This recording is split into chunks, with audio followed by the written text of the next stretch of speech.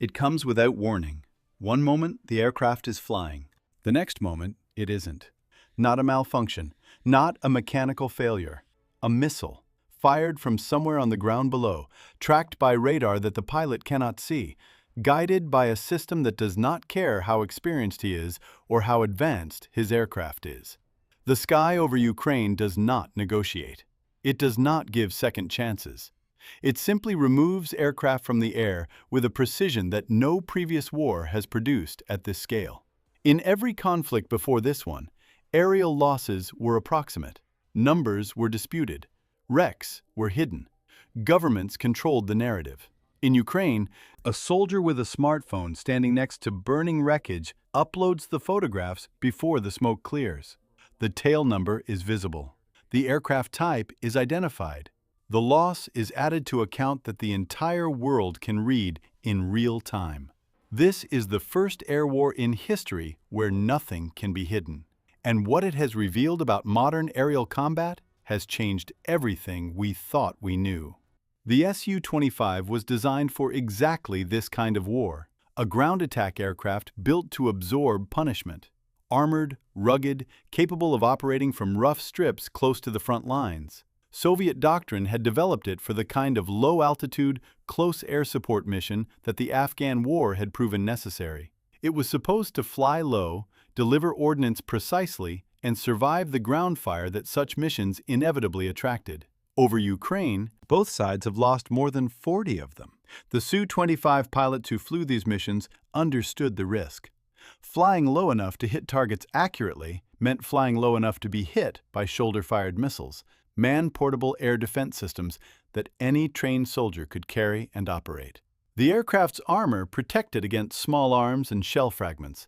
It did not protect against a missile tracking its exhaust signature from 3 kilometers away.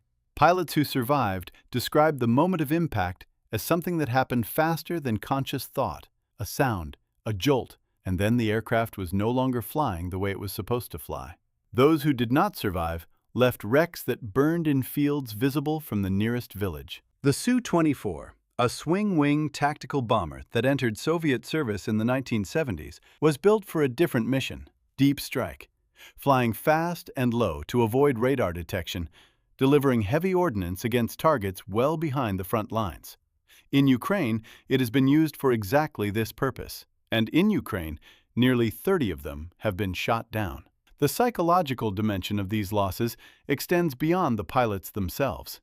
The Su-24 crews, pilot and navigator, 2 men in an aircraft designed for mutual dependence, flew missions knowing that the targeting systems hunting them had been updated decades after their aircraft was designed.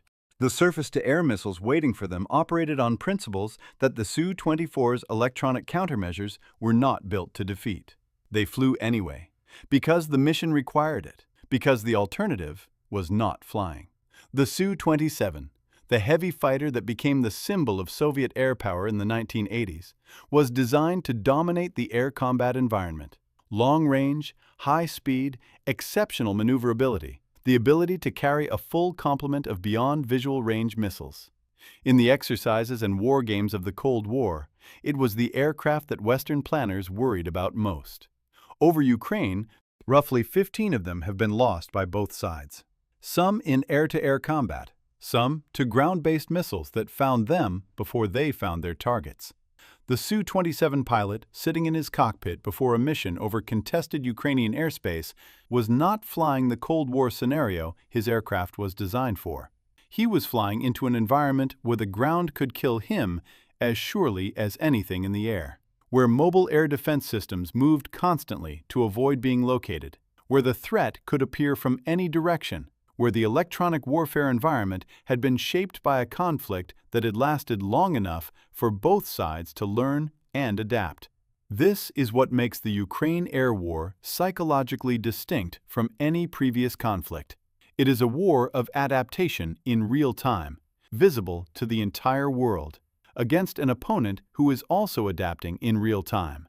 The Su-34, Russia's most modern strike fighter, a twin-seat aircraft with a side-by-side cockpit that its crews called the Duckling because of its distinctive flattened nose, was supposed to represent the future of Russian tactical aviation. It entered service after the Cold War ended. It incorporated lessons from every conflict Russia had fought since then. It was equipped with electronic warfare systems, precision-guided munitions, and a crew arrangement that distributed the workload in a way that earlier Soviet designs had never managed. Russia has lost more than 25 of them. The Su-34 losses represent something specific in the psychological record of this war. This was not an aging Soviet aircraft meeting modern defenses. This was Russia's most capable frontline strike platform, crewed by experienced aviators, being shot down by Patriot missile batteries that tracked it, targeted it, and destroyed it before it could complete its mission. The crews who flew these aircraft knew their aircraft's capabilities precisely. They also knew what was waiting for them. In April 2023, a Ukrainian air defense battery destroyed a Russian aircraft that the Russian Ministry of Defense initially denied losing. The wreckage was found. The tail number was identified. The denial became impossible to maintain. This pattern, loss, denial, documentation, acknowledgement, repeated itself across the entire conflict. The war created a new form of aerial accountability that no previous conflict had produced. The Beriev A-50, a radar aircraft, a flying surveillance platform, the Russian equivalent of the AWACS, was not supposed to be a combat loss. It flew far from the front lines, beyond the range of most air defense systems, providing the targeting data and situational awareness that made everything else possible.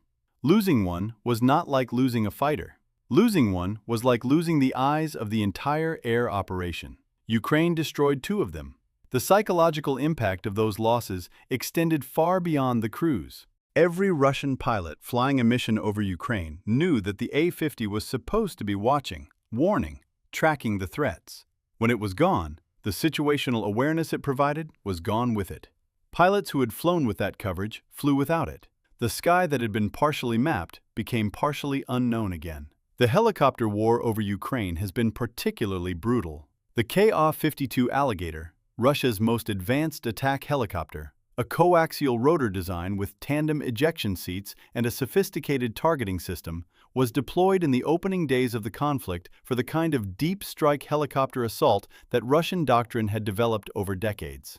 Russia has lost more than 60 of them. The Ka-52 losses in the early weeks of the conflict, particularly around Hostomel Airport north of Kyiv, became one of the defining images of the war's opening phase. Helicopters that had been designed to survive the modern battlefield, armored, equipped with countermeasures, crewed by trained aviators, were being destroyed by shoulder-fired missiles operated by soldiers on the ground who had no sophisticated radar, no command and control network, only a missile and the training to use it. The Mi-8 and Mi-17, transport helicopters that have served in every Russian and Soviet conflict since the 1960s, have been lost in numbers that reflect how transport aviation functions in a contested environment. Both sides have lost more than 40 Mi-8s. They were destroyed while inserting troops, while evacuating wounded, while carrying supplies to positions that could not be reached any other way. Each loss represented not just an aircraft, but the mission it was flying, the soldiers who did not arrive, the wounded who were not evacuated, the supplies that did not reach their destination. The drone war that has developed alongside the conventional air war represents something genuinely new. The Bayraktar TB2, a Turkish-built medium-altitude drone that Ukraine used with devastating effect in the early months of the conflict, became famous faster than any weapon system in recent memory. Its targeting video, recorded in infrared and uploaded to social media within hours of each strike, created a visual record of precision that changed how the world perceived the conflict. Ukraine has lost more than 20 of them to Russian air defenses that adapted to the threat. The adaptation was the story. The TB2 that had been effective in the early months became less effective as Russian electronic warfare improved, as air defense networks became more sophisticated, as the tactics developed to counter it were refined through experience. The drone that had seemed revolutionary became manageable, and then both sides deployed new drones, and the cycle of adaptation began again. The Orlan 10, a small Russian reconnaissance drone, cheap enough to lose in quantity, has been destroyed in numbers that run into the hundreds. Ukrainian forces developed the tactics to counter it: electronic jamming, anti-drone systems. Soldiers trained specifically to identify and engage small, unmanned aircraft. Each Orlan 10 destroyed was a small victory. The cumulative effect of hundreds of them was a degradation of Russian reconnaissance capability that affected every operation it supported. The F-16 arrived in Ukraine in 2024, the aircraft that Ukrainian pilots had been requesting since the first weeks of the war. Western-built, fourth generation, equipped with beyond visual range missiles and electronic warfare systems that Soviet-era aircraft could not match. Its arrival changed the psychological equation of the air war as much as its technical capabilities. For the first time, Ukrainian pilots were flying an aircraft that had not been designed in the 1970s. Ukraine has already lost at least one of them. Not to enemy action, to the complexity of operating a new aircraft type in a high-intensity combat environment, under conditions that no training program fully prepares a pilot for. The loss of that aircraft was not a military catastrophe. It was a reminder that no aircraft, regardless of its capabilities, is immune to the realities of combat. The sky over Ukraine does not make exceptions for advanced technology. This is the psychological reality of the Ukraine air war, distilled to its essence. Every loss is visible. Every wreck is documented. Every crew that does not return is a data point in a record that the entire world can read. The pilots who fly these missions know this. They know that if they are shot down, the photographs will be taken before the smoke clears. They fly anyway, because that is what pilots do, because the mission exists regardless of the risk. Because the alternative to flying is conceding the sky, and conceding the sky is conceding everything beneath it. The sky over Ukraine has become the most documented aerial battlefield in history. Every aircraft that has fallen from it has left a record. That record is still being written.